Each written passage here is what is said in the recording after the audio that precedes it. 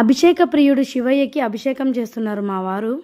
గంగతో అయినా సరే అభిషేకం చేస్తే మురిసిపోతాడు ఆ శివయ్య.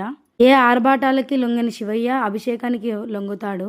అలాంటి శివయ్యకి అభిషేకం చేసే అవకాశం ఈ గుడిలో ఉంటుందన్నమాట. వినాయకుడి టెంపుల్ ఇది. వినాయకుడి టెంపుల్లో ఒక చెట్టు కింద ఇలా చిన్న శివలింగాన్ని ఇలా నందిని కూడా పెట్టారు.